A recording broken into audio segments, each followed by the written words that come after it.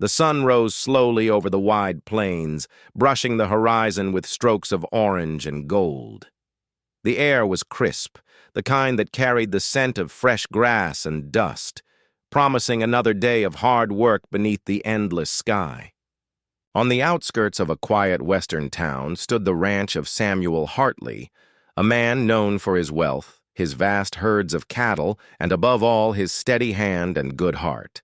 Samuel was not old, perhaps in his early 30s, but life on the ranch had aged him in ways city folk could never understand.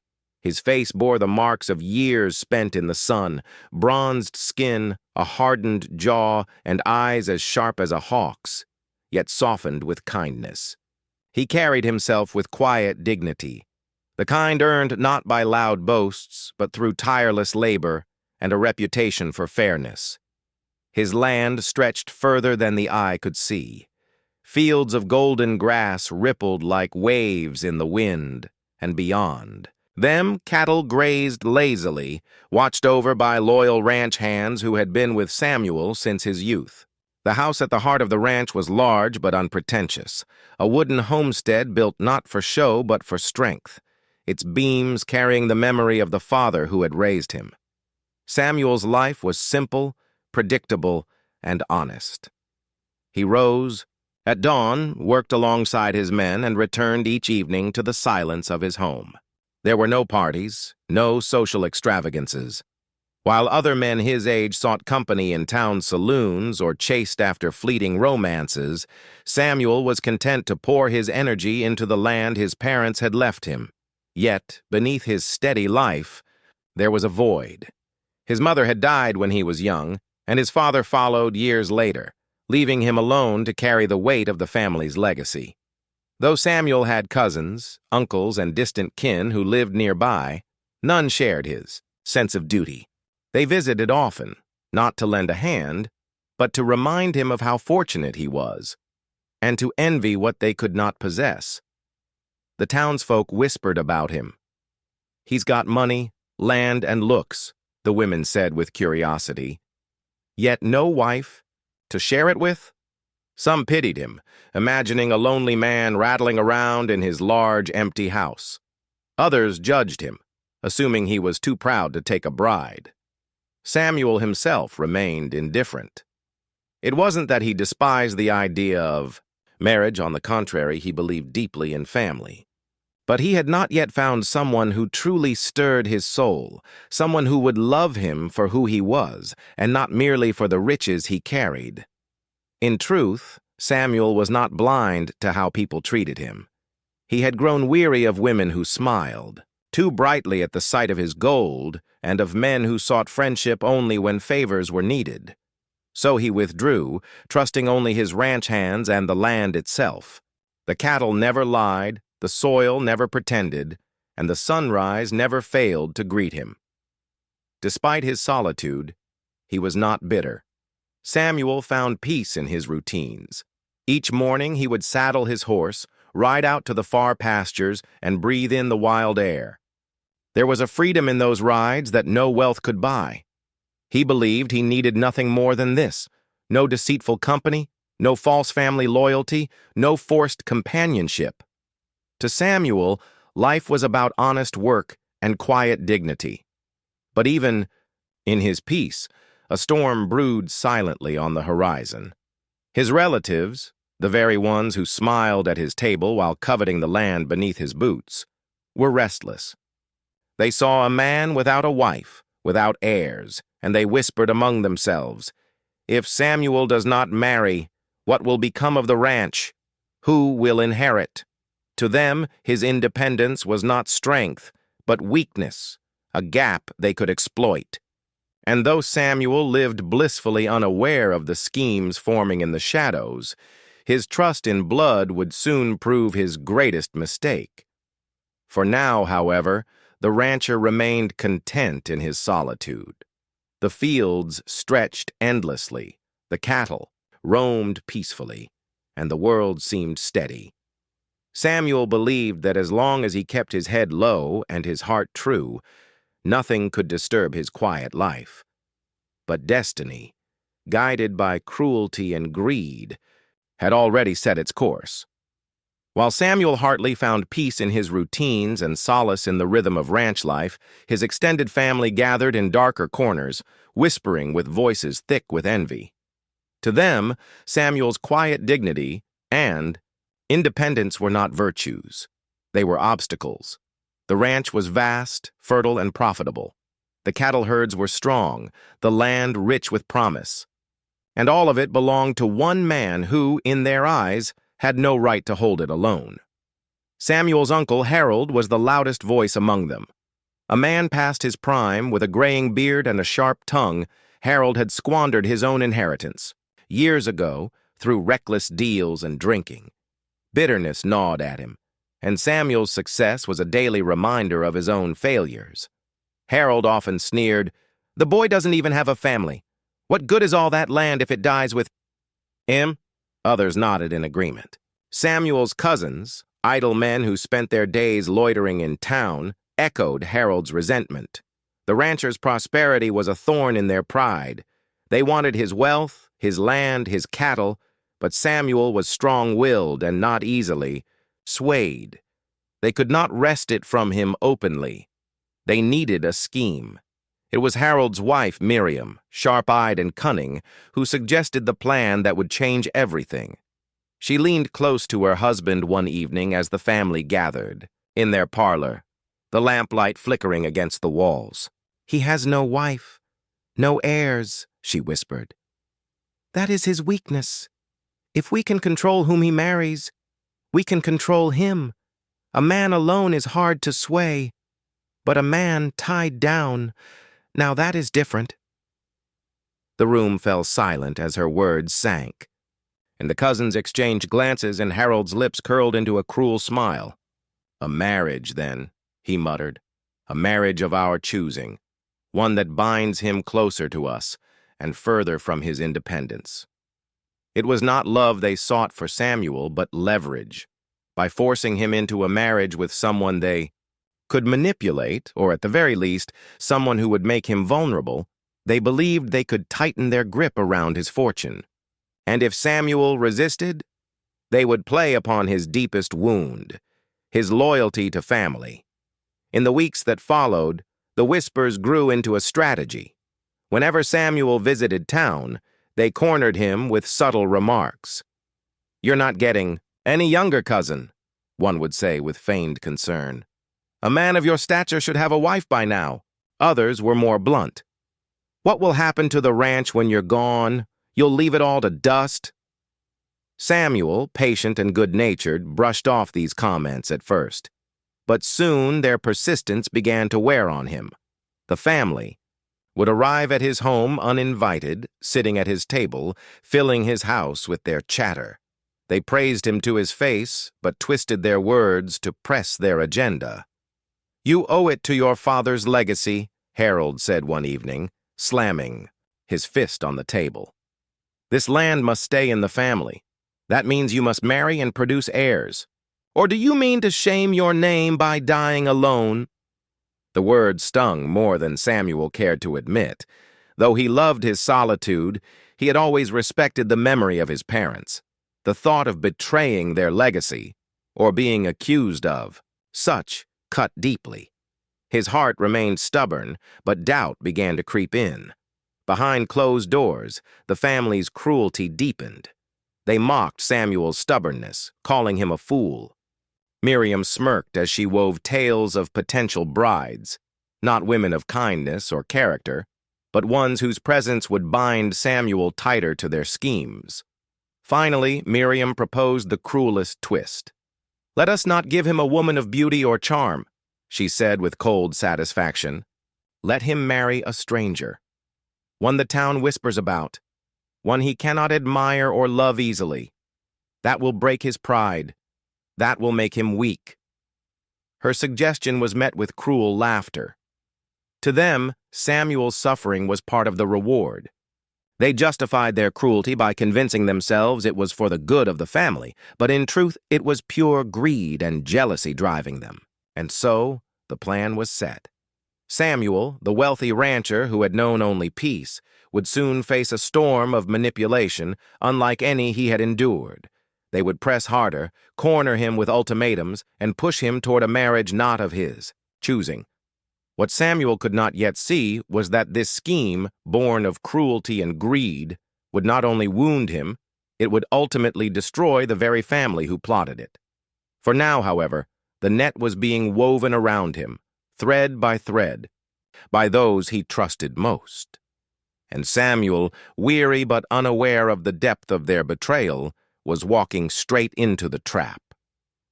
The morning of the wedding broke with a heavy gray sky, as though even the heavens frowned upon the union about to take place. Samuel Hartley woke before dawn, his chest weighed down by a mixture of dread and resignation.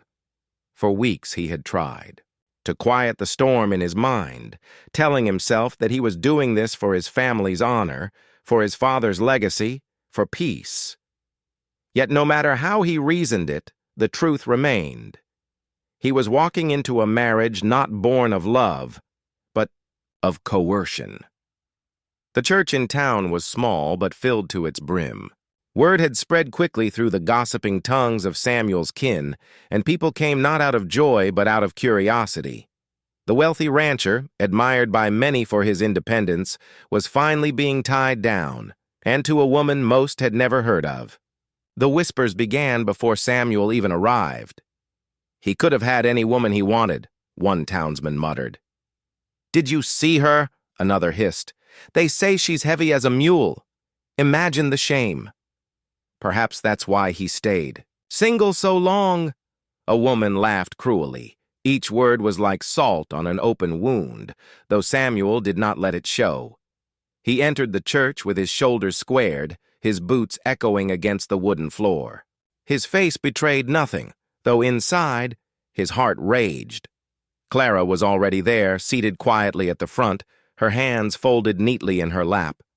She wore a simple dress of pale cream, not fine silk or lace like the brides of wealthier men, but plain cloth that suited her modesty.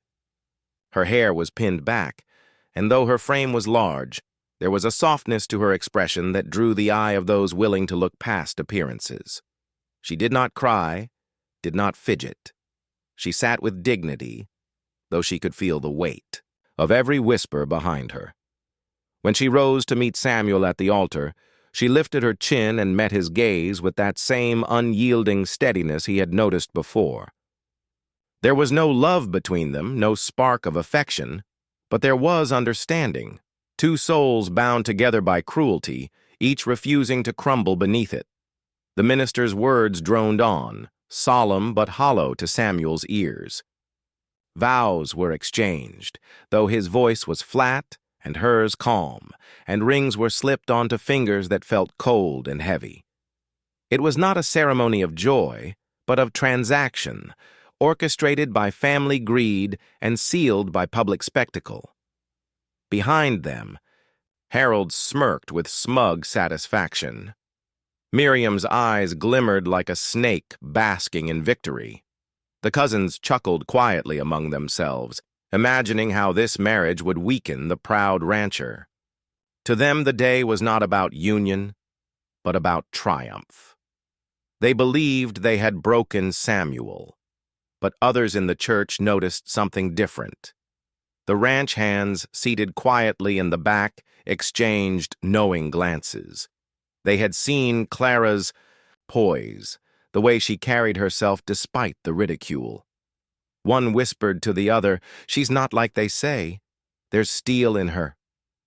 After the vows were sealed and the final prayer spoken, Samuel and Clara walked down the aisle together, side by side. The crowd erupted into murmurs, some clapping politely, others whispering all the more viciously. Samuel ignored them all, his face a mask of calm.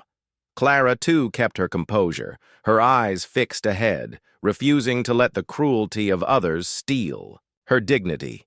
The reception that followed at the ranch was no celebration. The family had arranged it, but the air was thick with insincerity. Guests came to eat, to drink, to gawk, Laughter rose in corners where Samuel's cousins mocked him behind his back. Miriam flitted from group to group, her smile wide, her words dripping with false cheer. Harold drank heavily, boasting of the new chapter for the Hartleys, though everyone knew it was Samuel alone who bore the burden. Samuel stayed close to Clara, though neither spoke much. At one point, he caught her standing near the window, looking out at the fields with a faraway gaze. He approached quietly. "They laugh at us," he said bluntly, his voice low. Clara turned to him, her eyes calm but steady.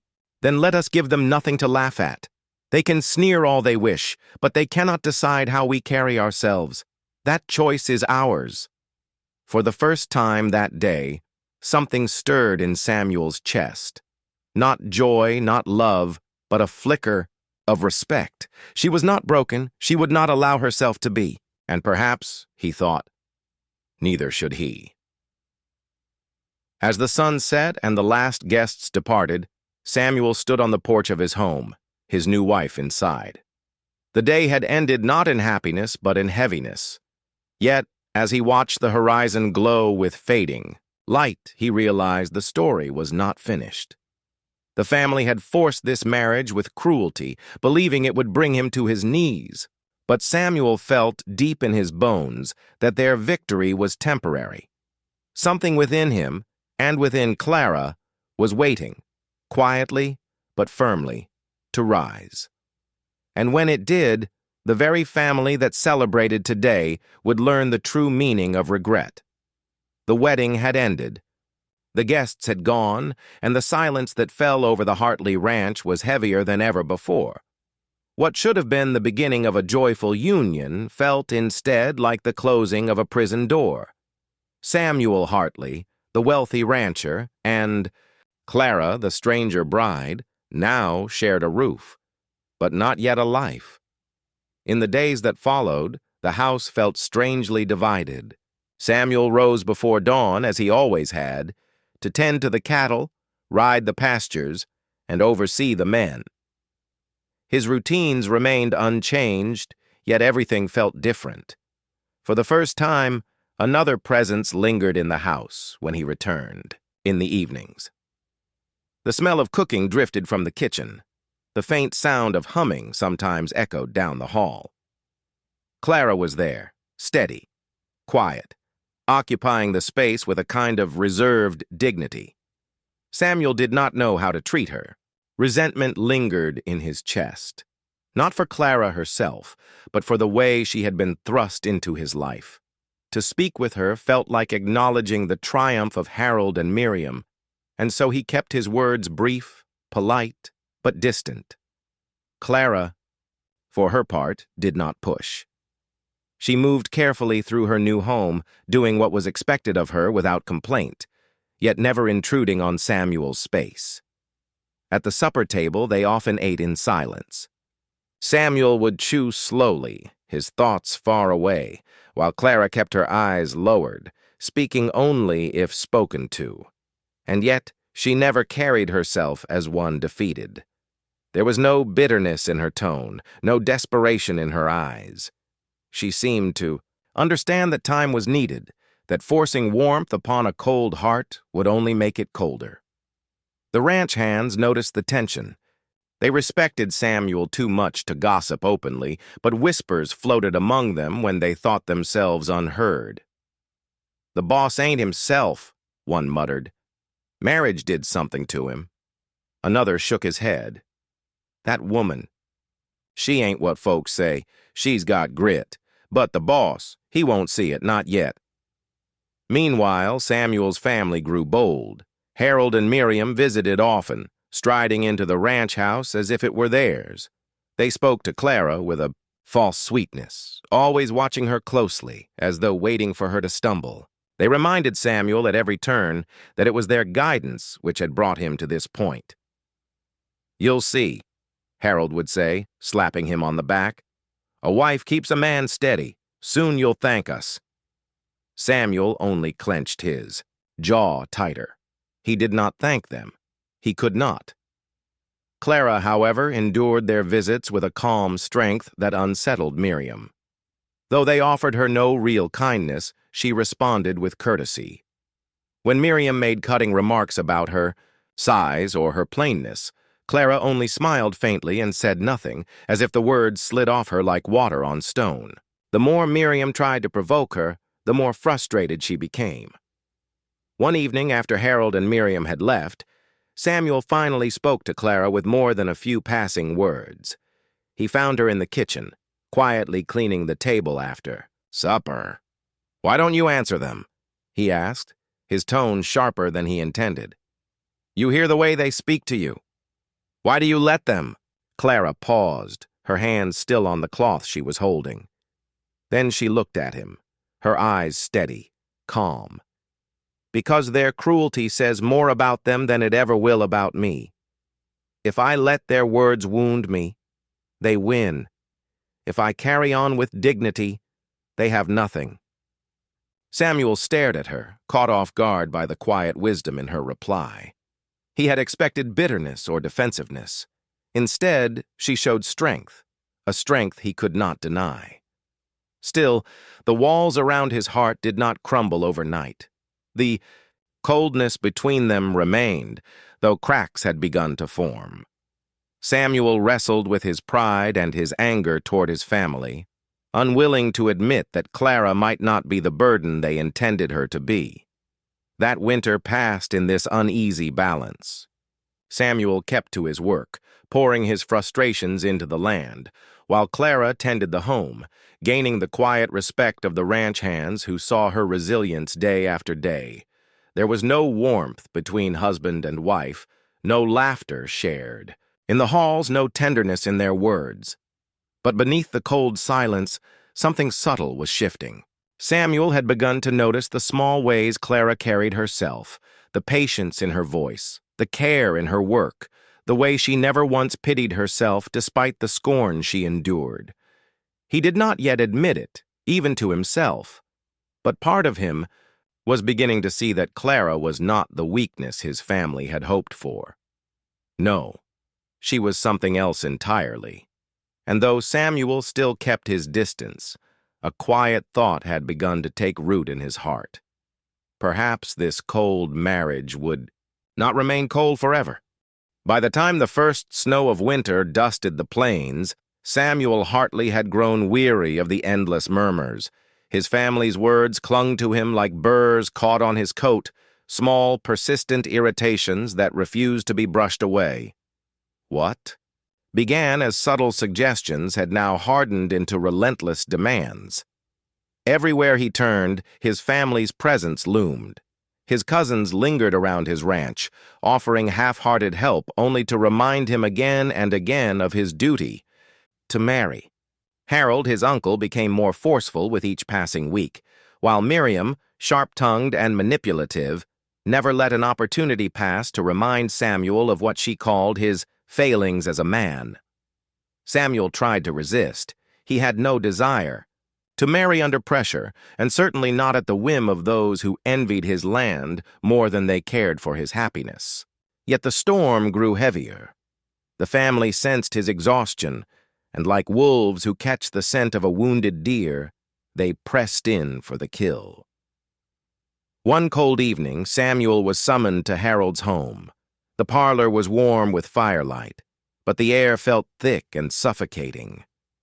Around the table sat Harold, Miriam, and several cousins, their eyes fixed on him with an intensity that made his chest tighten. "We're done with waiting, Samuel," Harold said firmly, his voice heavy with authority he did not truly hold. "You've dragged your feet long enough. The family demands you marry, and soon." Samuel straightened in his chair, his jaw set. "With respect, Uncle, my life is mine to live. I will marry when I choose, and not before." Miriam leaned forward, her eyes narrowing. "And what of your father's legacy? What of the land he built with his blood and sweat? You would let it all die with you? You would disgrace his name by refusing to give this family an heir?" The DC words cut like a blade. Samuel clenched his fists beneath the table. They knew exactly where to strike. His loyalty to his parents' memory, his sense of duty. One of his cousins added, "The town already whispers about you. A man of your wealth and years still alone. Do you know what they say? That you're selfish, that you're too proud to care for anyone but yourself." Samuel's chest tightened further. He had always carried himself with honor, always respected his neighbors. To hear that lies and whispers were spreading, fueled by his own blood, made his stomach churn. Then Harold delivered the ultimatum, his voice like a hammer striking the table. "If you refuse to marry Samuel, you'll find yourself alone in more ways than one. The family will turn its back on you. We will not help you with the ranch. We will not stand with you in town. You'll be a man with land but no kin, no support, no legacy. Is that the life you want?" The silence that followed was suffocating. Samuel stared into the fire, the flames flickering like the turmoil in his heart. He wanted to stand, to walk out, to tell them their words meant nothing, but he knew the damage they could cause. His family was influential in town. Their gossip could poison his reputation, drive away workers, and tarnish his name. Alone, even. A wealthy rancher could be undone. Miriam's voice broke the silence, soft but venomous. "We already have someone in mind. A woman who will not question her place. She will do as she's told. It will be a simple marriage, nothing more. All you must do is agree." Samuel's stomach knotted. A stranger? A woman chosen not for love, not for kindness, but for control? The thought filled him with dread. Yet what choice did he have? His heart raged against the chains tightening around him, but reason whispered caution. If he refused, he would lose not only his family, but the respect of the town. If he agreed, he would sacrifice his freedom, his dreams of a marriage born of love. The fire crackled loudly, filling the silence that stretched between them. Finally, Samuel's voice came low, heavy with defeat. "If this is what it takes to preserve my family's honor, then so be it."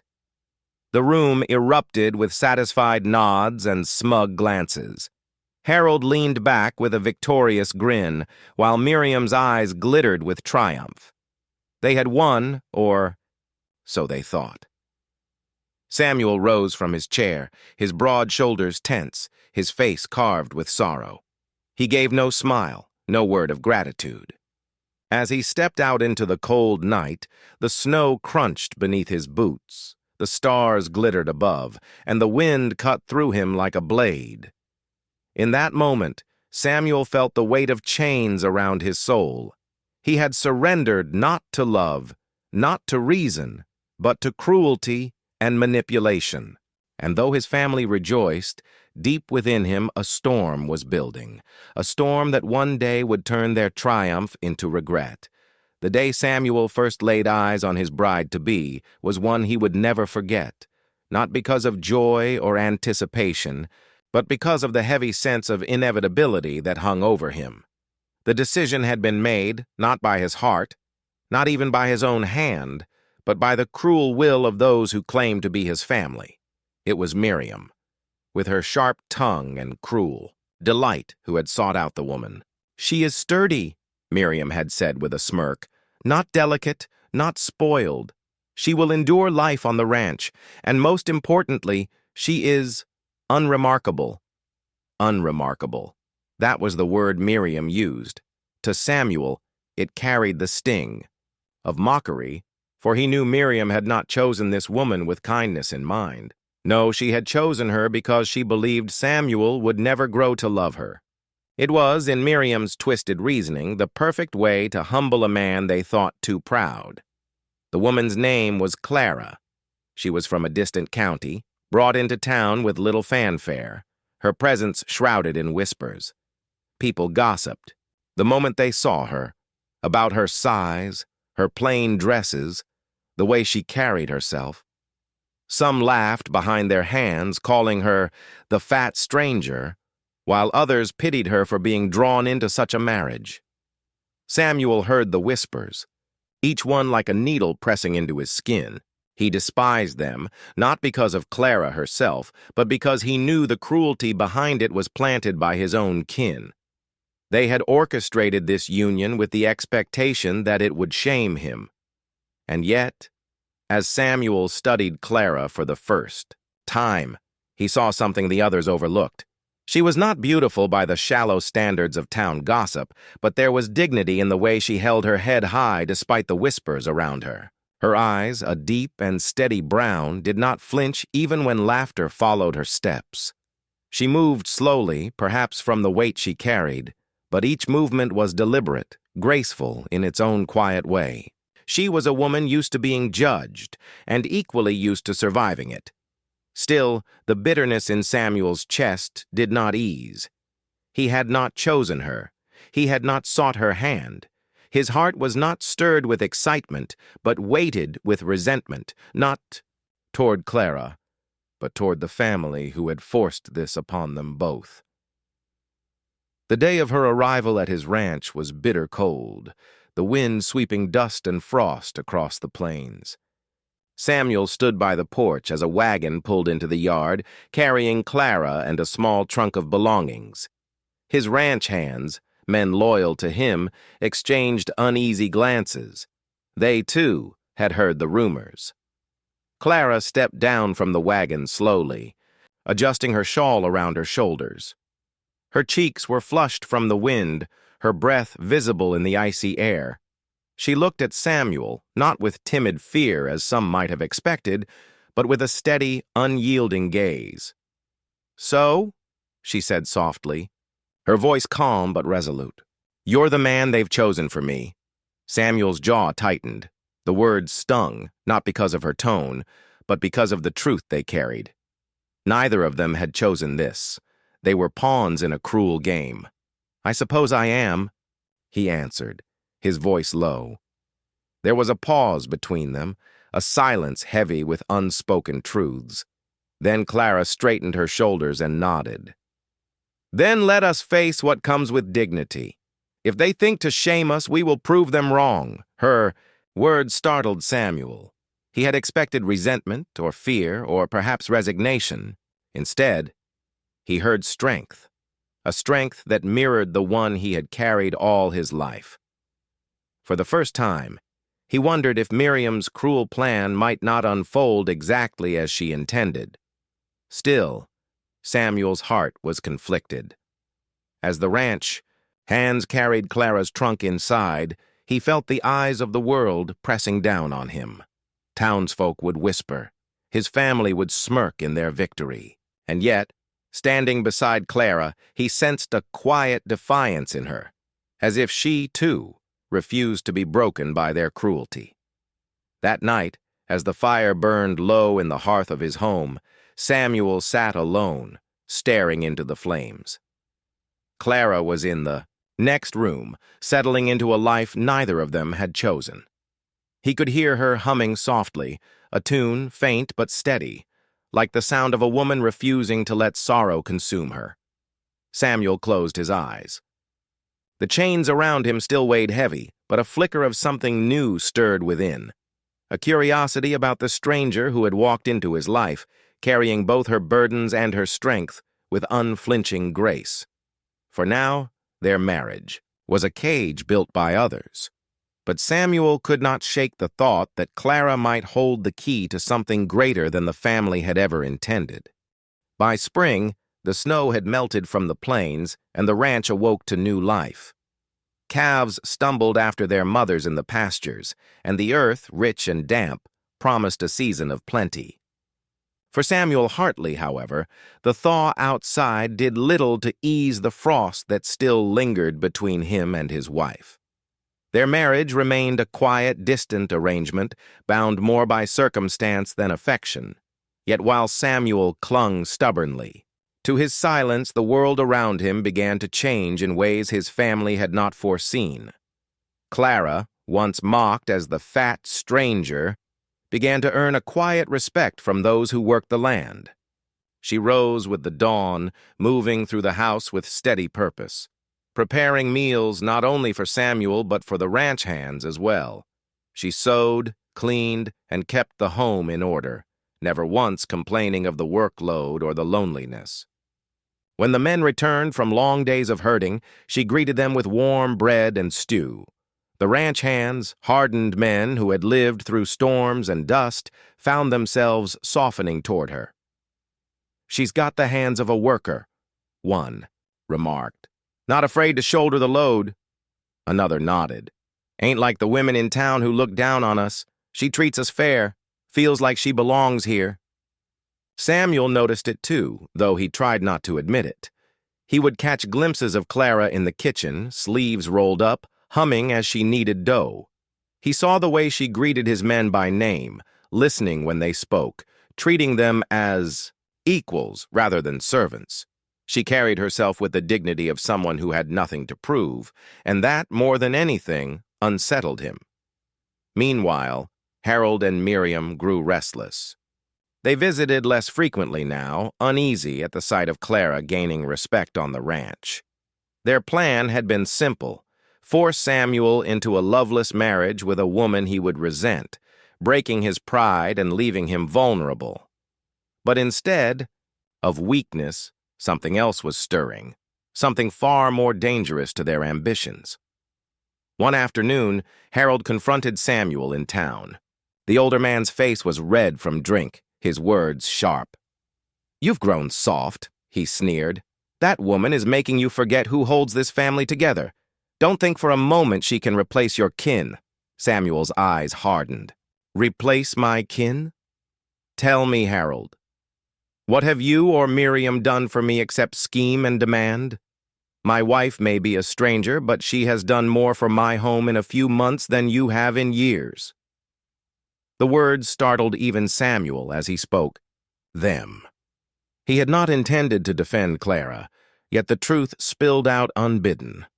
Harold sputtered, his face darkening, but Samuel turned and walked away, leaving his uncle fuming in the dust. That night, Samuel lay awake, staring at the ceiling beams of his bedroom. Clara slept in the adjoining room, her breathing steady. His words echoed in his mind. He had called her my wife, with a conviction he hadn't expected. Slowly, almost reluctantly, he was beginning to see her not as the burden forced upon him, but as someone who had carved her own place in his life, someone who carried a strength his family could never have imagined. The next morning, he found Clara outside, hanging laundry in the crisp spring air. For a moment, he simply watched her, the sunlight catching strands of her dark hair as the wind tugged at her dress. When she noticed him, she offered a small, polite smile. "You've been working hard," he said, surprising himself with the words. "It's what's needed," she replied simply. Then, after a pause, she added, "This is our home now, Samuel. Whatever others may think, I intend to see it stand strong." Something in her tone struck him deeply. She spoke not as an outsider forced into his world, but as a partner claiming it as her own. And for the first time since their wedding, Samuel felt a flicker of warmth break through the coldness in his chest. The cracks in his family's plan widened that day. They had hoped Clara would be a chain around his neck, dragging him down. Instead, she was becoming an anchor, steady, immovable, quietly strong. Harold and Miriam, watching from the sidelines, began to sense it too. Their smug confidence faltered. The ranch, which they believed would weaken under the weight of this forced union, seemed instead to grow stronger, and though they did not yet realize it, their own downfall had already begun. The days stretched into weeks, and the ranch thrummed with its usual rhythm of work and labor. But beneath that steady beat, something new had begun to stir, something Samuel hadn't expected. Clara, once viewed as nothing more than an unwanted stranger thrust into his life, was quietly proving herself to be a force he had overlooked. It began with small moments. One afternoon, a storm rolled across the plains. Heavy rains battered the ranch, flooding the low fields and scattering the cattle. Panic spread among the ranch hands as they raced to drive the herd back to higher ground. Samuel, soaked to the bone, worked tirelessly alongside them, shouting orders above the roar of thunder. When he returned hours later, weary and dripping with mud, he expected to find chaos inside the house. Instead, he opened the door to warmth. Clara had gathered the frightened children of the ranch hands who lived nearby, keeping them occupied with stories by the fire. A pot of stew simmered on the stove, its aroma filling the room, and dry blankets were stacked neatly for the men. When they came in, she had organized it all without fuss, her calm demeanor holding the household together while the storm raged outside. "You thought I'd just sit idle while the ranch fell apart?" she asked gently, when Samuel stared at her in surprise. "I may not ride the pastures, Samuel, but I can keep this home strong." Those words stayed with him long after the storm had passed. Another time, Samuel found himself negotiating a trade in town. A group of merchants, known for their sharp tongues and sharper dealings, tried to undercut him on the price of feed. Clara, who had accompanied him on the trip, stood quietly by his side at first. But when the haggling grew tense, she stepped forward.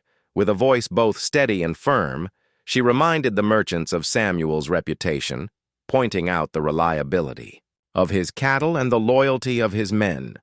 She exposed their attempt to cheat him with facts only someone who had carefully observed could have known. The merchants, flustered, quickly conceded, agreeing to terms more favorable than Samuel had dared hope for. When they returned home, Samuel looked at her with new eyes. "You've got a head for business," he admitted, half in disbelief. Clara only shrugged.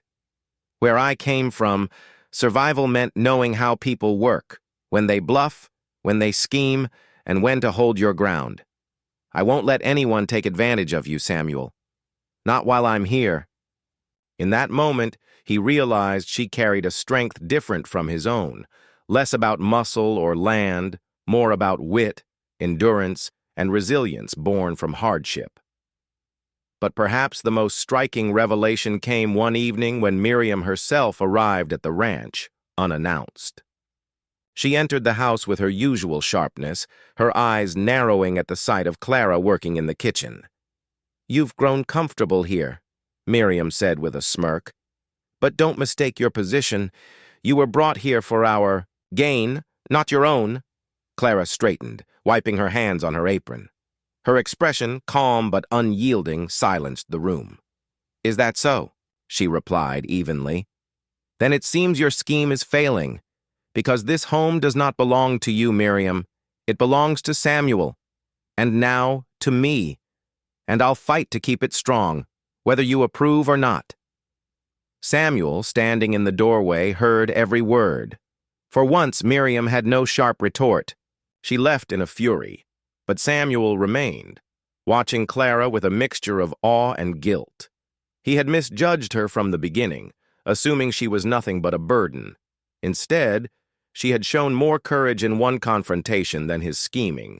Relatives had in their entire lives. That night, Samuel found himself unable to sleep. He replayed Clara's words in his mind, her defiance, her quiet strength. Slowly, the walls around his heart began to crack. For the first time, he wondered if this marriage, forced upon him by cruelty and greed, might not be the curse he believed it to be, but rather the blessing he never expected. The ranch hands noticed the change as well. They saw the way Samuel's gaze lingered on Clara a little longer, the way his voice softened when he spoke to her. They began to treat her not just as the boss's wife, but as the lady of the ranch, someone they respected deeply. And in the shadows, Harold and Miriam grew restless. Their carefully laid plans were unraveling before their eyes. Instead of tearing Samuel down, Clara was lifting him up, giving him strength they could not break. For the first time, Samuel realized that his wife was not the weak link in his life, but the strongest ally he could ever have. By early summer, the ranch was thriving again. The cattle were strong, the men loyal, and the fields promised a bountiful harvest. Yet while Samuel and Clara found a rhythm in their uneasy but strengthening marriage, Harold and Miriam grew desperate. Their plan, once simple and foolproof in their minds, was unraveling before their eyes. Instead of breaking Samuel's spirit, Clara had steadied it. Instead of the ranch weakening, it flourished. And instead of Samuel depending on them for guidance, he was pulling further away, leaning on Clara more with each passing day. For people like Harold and Miriam, built on pride and greed, this was intolerable. They devised a new scheme, one that would force Samuel to fail. Harold, who had long dealt in shady trades, spread rumors in town that Samuel was planning to sell off his best cattle. The merchants, sensing an opportunity, grew cautious. Deals that had once been smooth became fraught with suspicion. Prices wavered. Confidence dipped. Samuel, unaware at first, only noticed the shift when a longtime trading partner hesitated at a deal. "Word has it," the man muttered, "that you're desperate for coin. Folks say you'll let your stock go for next to nothing." Samuel's jaw tightened. He knew instantly where the lies had come from. That evening, he confronted Harold at the family estate. The old man only smirked. "You think you can run that ranch without us?" Harold taunted. "The town will never trust you if we say otherwise." "You forget, Samuel, your name may be Hartley, but so is mine. I can build or break your reputation as I please." For the first time, Samuel did not falter. He looked Harold squarely in the eye and replied, "You've spent your life breaking things, Harold. But this ranch, this land, and the people on it, you can't touch them anymore, not while I draw breath." He left Harold fuming, but he knew the battle was far from over. Miriam, meanwhile, tried a subtler approach. She came to the ranch, cloaked in false kindness. She spoke sweetly to Clara, offering advice about how to properly manage a household of such size, but her words dripped with venom. "You should be careful, dear," Miriam said, her voice syrupy. "Samuel is proud. Men like him don't take well to wives who meddle too much. You wouldn't want him to resent you, would you?" Clara, steady and unshaken, met her gaze. "Samuel resents lies, Miriam, and he resents cruelty. If you truly wished him well, you would stop feeding him both." Miriam's smile faltered, her mask slipping. She left quickly after that, her temper frayed. The couple's greed, once hidden behind polished words and schemes, was becoming obvious to everyone. Townsfolk began to whisper about Harold's dishonorable dealings. Merchants grew wary of his boasts. Even the ranch hands, once too respectful to speak ill, began calling him the snake behind his back. The turning point came during the summer auction. Cattle from across the region were brought to town, and Samuel's herd was among the strongest. Buyers gathered eagerly, their eyes on his stock. Harold, desperate to ruin the day, spread one final rumor, that Samuel's cattle were diseased, unfit for sale.